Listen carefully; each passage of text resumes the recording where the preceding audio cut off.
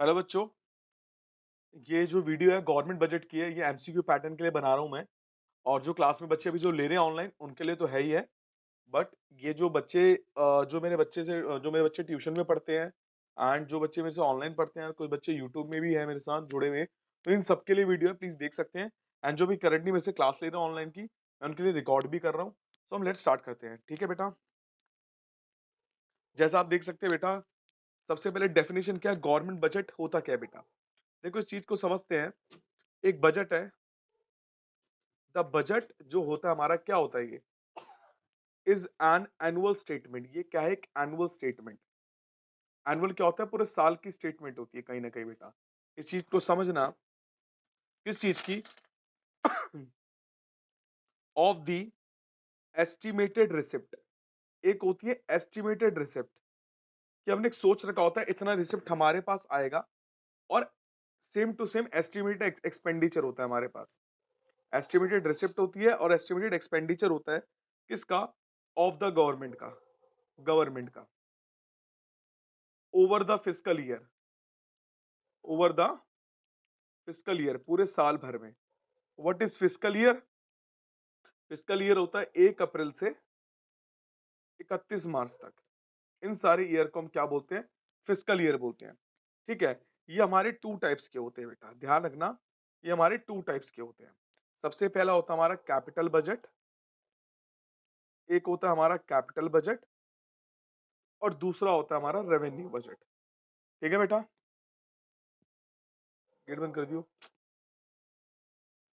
Gate gate बंद कर दो, आवाज आ रही है। एक होता है कैपिटल बजट, एक होता है रेवेन्यू बजट। ये हमारे दो टाइप के होते हैं। इसी चीज को हम बोलते हैं गवर्नमेंट बजट बोलते हैं। ठीक है बेटा, ये बिल्कुल ध्यान रखना इस बात को। तो इसमें जो होता है कैपिटल बजट, क्या होता है पहले देखते हैं। जो हमारा कैपिटल बजट होता है, जो हमारा कैपिटल बजट भी क्या होता है, एक एनुअल स्टेटमेंट होता है। ये एक क्या होता है, ये भी एक एनुअल स्टेटमेंट होता है, ध्यान रखना। Is an annual statement, simple सी बात है। उसमें भी क्या होता है, हम लोग करते हैं ऑफ द एस्टिमेटेड, एक एस्टिमेटेड होता है हमारे पास, किस चीज का, कैपिटल रिसिप्ट का, कैपिटल रिसिप्ट का, रिसीप्ट का, एंड एक्सपेंडिचर का, एंड कैपिटल एक्सपेंडिचर का। ठीक है। कैपिटल एक्सपेंडिचर का होता है इसका, ऑफ द गवर्नमेंट का। ऑब्वियस सी बात है, सारा गवर्नमेंट का, गवर्नमेंट बजट पढ़े तो गवर्नमेंट की बात ही होगी। Over the fiscal year, over the fiscal year, इसमें भी फिस्कल ईयर की बात चल रही है, जो रन होता है 1 अप्रैल से 31 मार्च तक, 31 मार्च तक। तो इसको हम पढ़ लेते हैं। जो कैपिटल बजट होता है, एनुअल स्टेटमेंट होता है, इसमें भी एस्टिमेटेड कैपिटल रिसिप्ट होता है एंड एस्टिमेटेड कैपिटल एक्सपेंडिचर होता है गवर्नमेंट का ओवर द फिस्कल ईयर। इसको हम क्या बोलते हैं, कैपिटल बजट बोलते हैं। सेम टू सेम डेफिनेशन में हम लोग चेंज कहां करेंगे, एक यहां चेंज करेंगे, एक यहां चेंज करेंगे, एक यहां चेंज करेंगे, और बाकी सब कुछ सेम है। देखो चेंज कर रहे हैं, कैपिटल मिटो देंगे, कैपिटल मिटो देंगे, कैपिटल को मिटो देंगे। जैसे ही मैं कैपिटल को मिटो दूंगा, तो क्या तो क्या लिखूंगा, revenue. Revenue budget is an annual statement of the estimated revenue receipt, revenue receipt and revenue expenditure of the government over the fiscal year 1 April to 31 March, that is known as revenue expenditure, revenue budget. ठीक है। तो कहीं ना कहीं हमने दोनों MCQ pattern से question कर लिए, पेपर में कुछ पूछा जाएगा व्हाट इज रेवेन्यू बजट, या फिर एमसीक्यू पैटर्न में आपको डेफिनेशन दे दी जाएगी कि चूज दैट, कि एक एनुअल स्टेटमेंट होती है जिसका रेवेन्यू रिसिप्ट और रेवेन्यू एक्सपेंडिचर होता है गवर्नमेंट का ओवर द फिस्कल ईयर, उसको हम क्या बोलते हैं, रेवेन्यू बजट बोलते हैं, कैपिटल बजट बोलते हैं, या बोथ एंड भी बोलते हैं, नन ऑफ द अबव बोलते हैं। तो हमें बताना पड़ेगा रेवेन्यू बजट है। तो हमें ये चीजें पता होनी चाहिए बेटा। ठीक है, समझ रहे हो। तो आगे हम चलते हैं कि बेसिकली होता क्या है, कॉन्सेप्ट होता क्या है। सबसे पहले गवर्नमेंट का सबसे पहले कॉन्सेप्ट, पहला आप देख लो, ये थोड़ा सा डिफरेंट है।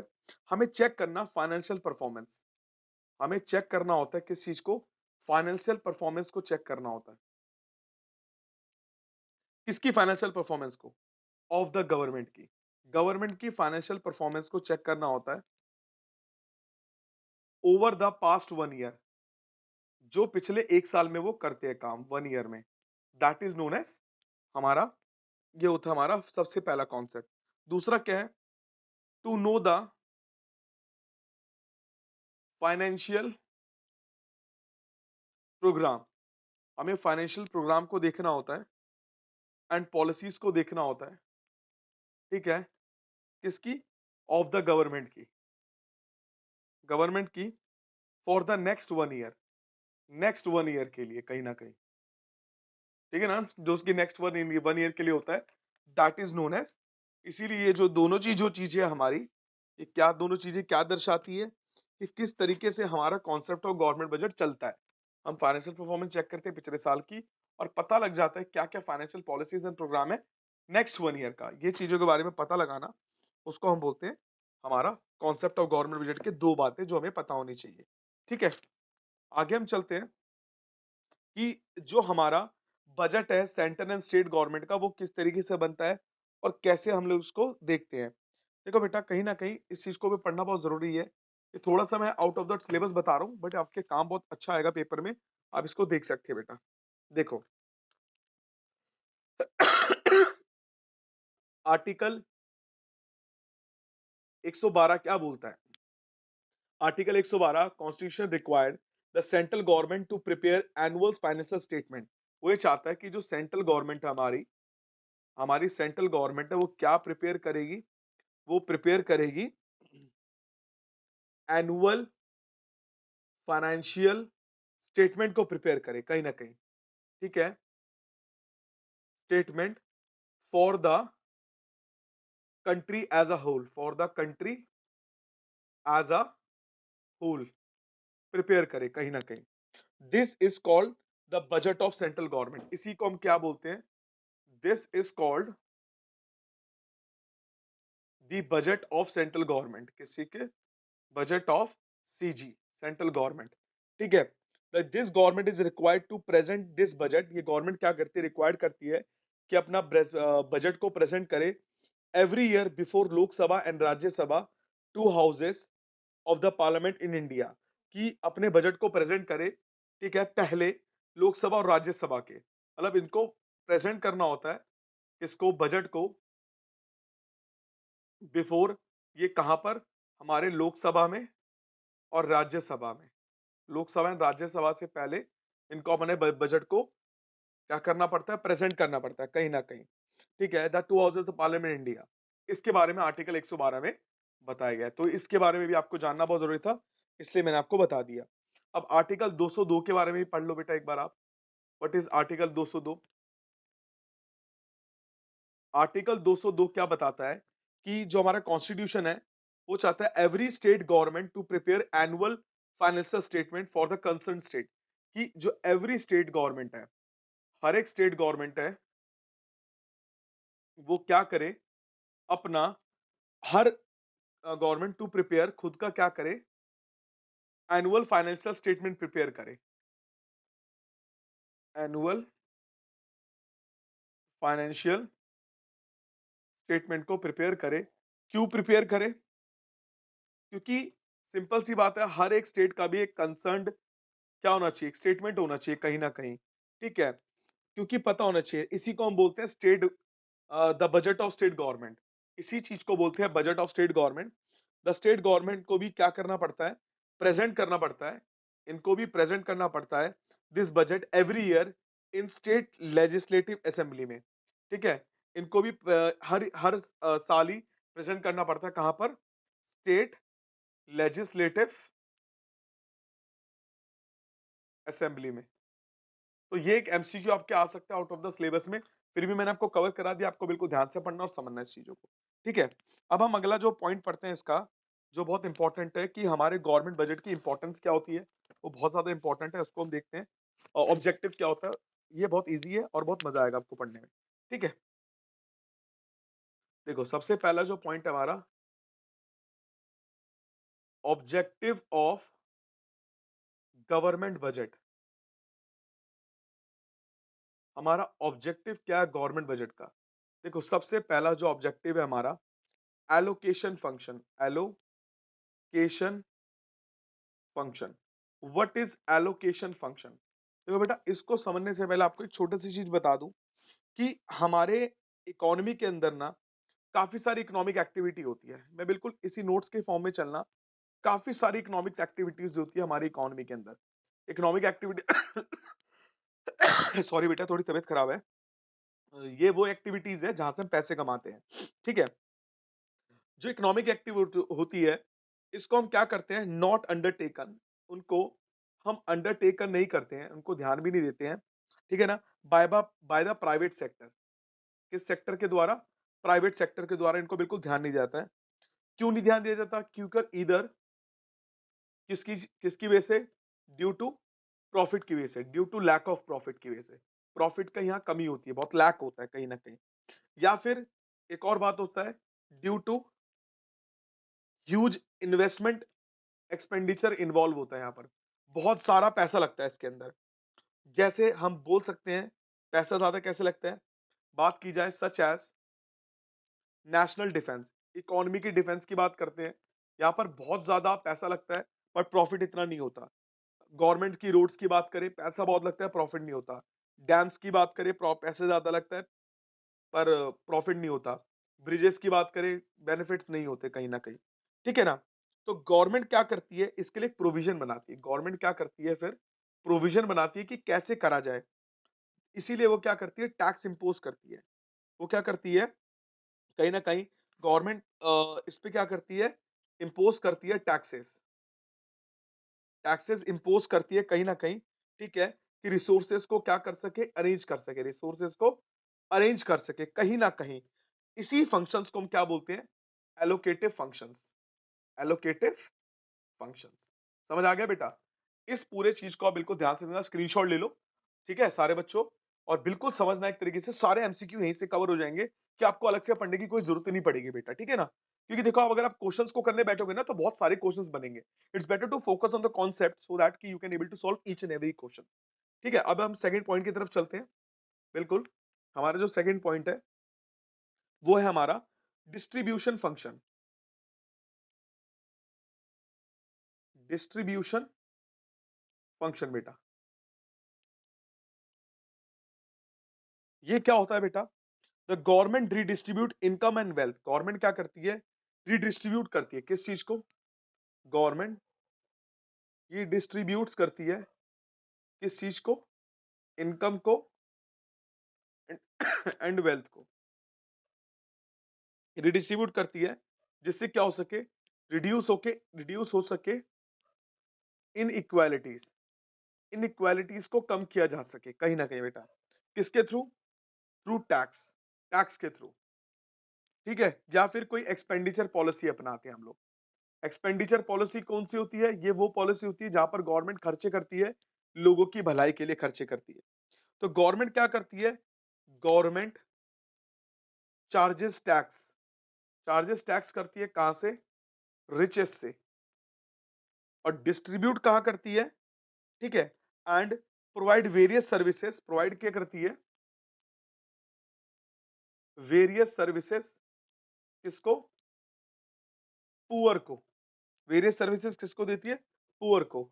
जैसे such as free education, free education की बात हो जाए, हेल्थ सर्विसेज की बात हो जाए, government hospital, health service government hospital के थ्रू, या स्कूल्स की बात हो जाए, एक्सेट्रा। तो इसी फंक्शन को हम बोलते हैं रिडिस्ट्रीब्यूट करना। रिडिस्ट्रीब्यूट्स करना, किस चीज को रिडिस्ट्रीब्यूट करना? इनकम को। तो इसी चीज को हम बोलते हैं डिस्ट्रीब्यूशन फंक्शन, ठीक है बेटा। आपको समझ आया होगा बेटा कहीं ना कहीं, ठीक है। तो ये हमारा सेकंड पॉइंट है। इसका दूसरा नाम भी क्या है? Redistribution of income and wealth, इसका दूसरा नाम भी है बेटा। ये हमारे दो पॉइंट आपको समझ आए होंगे, ठीक है। इसका भी स्क्रीनशॉट ले लो, सारे पॉइंट कवर हो रहे हैं कहीं ना कहीं इसके अंदर। हमारा जो थर्ड पॉइंट है वो क्या है बेटा? वो है stabilization function. Stabilization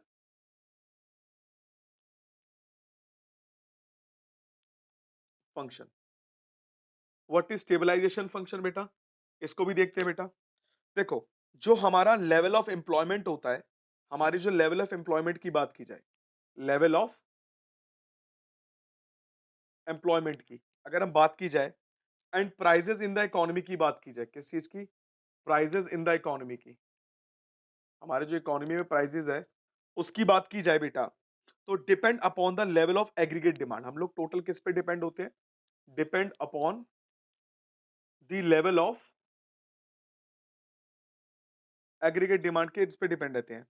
if in any period, अगर हम कहीं की पीरियड की भी बात की जाए हमारी, तो एडी जो होता है वो क्या होता है? लेस देन होता है एग्रीगेट सप्लाई के।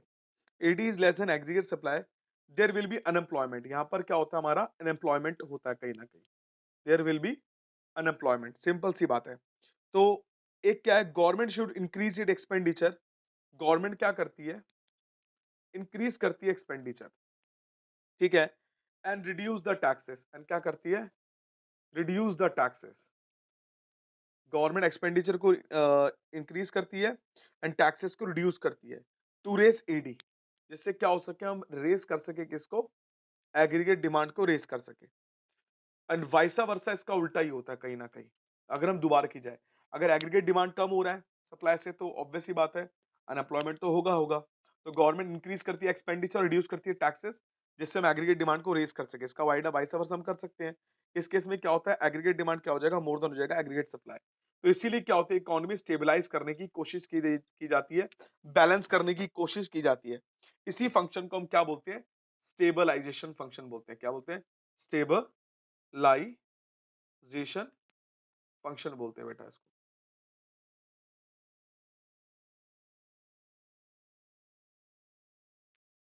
ठीक है बेटा, तो ये हमारे 3 पॉइंट कवर हो गए। अब हमारा जो चौथा पॉइंट है, ये होता है कि कहीं ना कहीं मैनेज करना पब्लिक एंटरप्राइज को। ठीक है, तो इसमें क्या होता है? ये फोर्थ पॉइंट है। इसमें क्या होता है? हमें पब्लिक सेक्टर में क्या करना होता है? वेलफेयर बढ़ाना होता है, लोगों की भलाई करनी होती है, rather than to earn profit. इसी को हम बोलते हैं मैनेजिंग पब्लिक एंटरप्राइज बेटा। ठीक है, अब हम चलते हैं हमारे अगले पॉइंट की तरफ, जो है कि अब हम समझेंगे कि बजट क्या होता है, फिस्कल डिसिप्लिन क्या होता है, इस चीज के बारे में पढ़ेंगे। तो सबसे पहले क्या होता है कि हमें फिस्कल के बारे में पता होना चाहिए। फिस्कल डिसिप्लिन क्या होता है बेटा? फिस्कल डिसिप्लिन, देखो इसके बारे में पता होना चाहिए कि अगर फिस्कल डिफिसिट मेंटेन नहीं होगा, ये बहुत इंपॉर्टेंट है किसके लिए? एमसीक्यू के लिए बहुत ज्यादा इंपॉर्टेंट है बेटा। ठीक है, कहता है it refer to a state, एक इट रेफर किया जाता है, it refers to a state, एक स्टेट के लिए रेफर किया जाता है, ऑफ एन आइडियल बैलेंस। एक आइडियल बैलेंस की बात की जाती है। एक आइडियल बैलेंस होता है इकोनॉमी के अंदर बिटवीन किसके बीच में?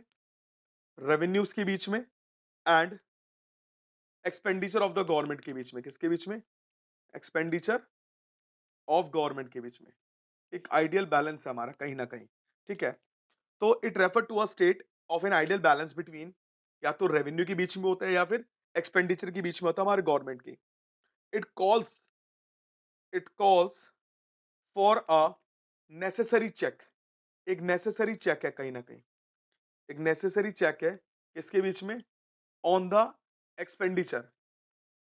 एक एक्सपेंडिचर के बीच में एक नेसेसरी चेक होता है इन व्यू की ऑफ द लिमिटेड रेवेन्यूज, कि हम चेक करते हैं कि हमारा जो रेवेन्यू है वो कम तो नहीं हो गया है। चेक हमें करना पड़ता है ऑफ द गवर्नमेंट, कि गवर्नमेंट का रेवेन्यू कम तो नहीं हो गया है। इसी चीज को हम बोलते हैं फिस्कल डिसिप्लिन। अगर रेवेन्यू कम हो जाएगा तो क्या होगा? ऑब्वियस सी बात है, अगर सिंपल सी बात है, इसमें हमारा रेवेन्यू क्या हो जाएगा? लेस हो जाएगा गवर्नमेंट के किस में से? इनकम में से, गवर्नमेंट की इनकम में से। तो क्या होगा बेटा? हमारा फिस्कल डेफिसिट आ जाएगा कहीं ना कहीं। समझ आ गया? फिस्कल डेफिसिट आ जाएगा। अगर रेवेन्यू मोर है तो हमारा फिस्कल डेफिसिट कभी होगा ही नहीं बेटा। ठीक है बेटा, तो अब इस चीज को हमें बिल्कुल ध्यान से पढ़ना है। फिस्कल डिफिशिएंट अगर हम मेंटेन नहीं करते हैं, अगर गैप आता है किसके बीच में? एक्सपेंडिचर और रेवेन्यू के बीच में, तो कहीं ना कहीं एक चीज समझ आना, गवर्नमेंट क्या करेगी इस सिचुएशन में? इस सिचुएशन में गवर्नमेंट लोन लेगी, गवर्नमेंट बोरो करती है कहीं ना कहीं बेटा। एमसीक्यू समझना बेटा, गवर्नमेंट बोरो करती है। ठीक है, boring from RBI often causes increase in supply of money. कहां से लेगी? आरबीआई से बोरो करेगी, जिससे क्या होगा? मनी सप्लाई हमारा इंक्रीज होगा। ऑब्वियस ही बात है, हम बोरो कर रहे हैं, तो कहीं ना कहीं जब मनी सप्लाई इंक्रीज हो रहा है तो इन्फ्लेशनरी आएगा, इन्फ्लेशन आएगा ही आएगा। इन्फ्लेशन स्पाइरल होने की बहुत चांस बढ़ सकती है क्योंकि लोन लेना पड़ रहा है। तो inflate generate a vicious circle in which higher wages लोगों को क्या करना पड़ेगा, कहीं ना कहीं इन्फ्लेशन की वजह से हायर वेजेस भी देने पड़ेंगे। कहीं ना कहीं हायर वेजेस होगा तो हमारी कॉस्ट ऑफ लिविंग, हमारी जो कॉस्ट ऑफ लिविंग है वो भी कहीं ना कहीं इंक्रीज हो रही है बेटा, ध्यान रखना बेटा। एंड जो प्रोडक्शन होगी वो भी क्या हो जाएगी, हर चीज महंगी हो जाएगी, वो भी इंक्रीज हो जाएगा।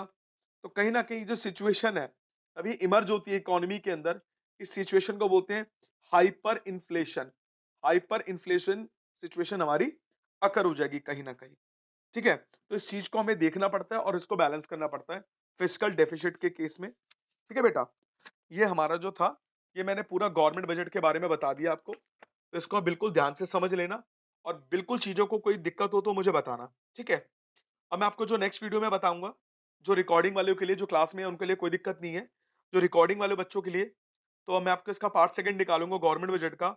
उसमें मैं इसमें सारे स्ट्रक्चर्स के बारे में बताऊंगा कि कैसे इनको इसी तरीके से लर्न करना है। ठीक है, तब तक के लिए काम करिए, जितने भी बच्चे ने ये वीडियो देखी है अभी तक, इस वीडियोस को शेयर करना जिससे मैक्सिमम टू मैक्सिमम बच्चे तक पहुंचे और उनको भी कहीं ना कहीं बेनिफिट मिले। ठीक है बेटा, तब तक के लिए बाय बाय।